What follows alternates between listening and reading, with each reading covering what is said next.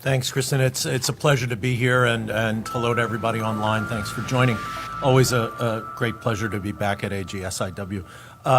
So why now? I think it's because the first kind of wave of foreign policy under King Salman and the Crown Prince were failures.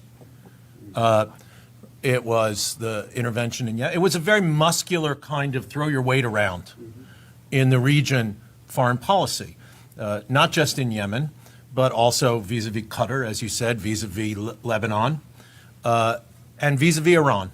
Right, the initial rhetoric from the Crown Prince toward Iran was we're gonna take the battle inside Iran, and starting in 2017, they had an American administration who encouraged and played into this notion that we're gonna throw our weight around vis-a-vis Iran, and we're gonna teach the Iranians a lesson, and none of it worked, right? None of it worked. Yemen didn't work. The Qatar boycott didn't work. The effort to shake up Lebanese politics, very ham-handed, no pun intended, didn't work. And particularly the hard line toward Iran did not work.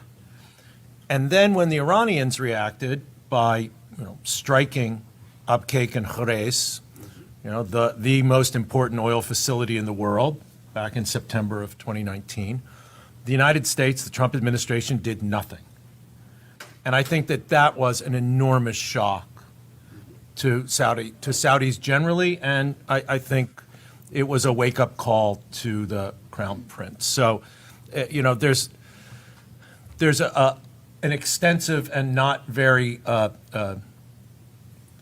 there's an extensive literature on learning in foreign policy without much consensus on what it means and how you can tell if countries learn from their mistakes in foreign policy. But I think that we can surmise that there was some learning in Saudi Arabia and an effort to readjust to what was, a number of years of failed regional foreign policy. On the global side, I think that we're coming out of an unusual period of global unipolarity, right? Really, in the 90s and the 2000s, there was no challenge to the United States as a global power. There was really no challenge to the United States in most regions of the world, right? Russia was flat on its back. China was emerging. The United States was not just the dominant global power, it was the dominant power in almost every region in the world, maybe in every region of the world, certainly in the Middle East. And I think it's just inevitable as that unnatural position of unipolarity recedes with the return of Russia to at least ambitions to be an extra regional power, to the remarkable growth of China economically and in terms of both regional and global ambitions, that there are options now for middle powers like Saudi Arabia. آنچه در مورد ما میگویند.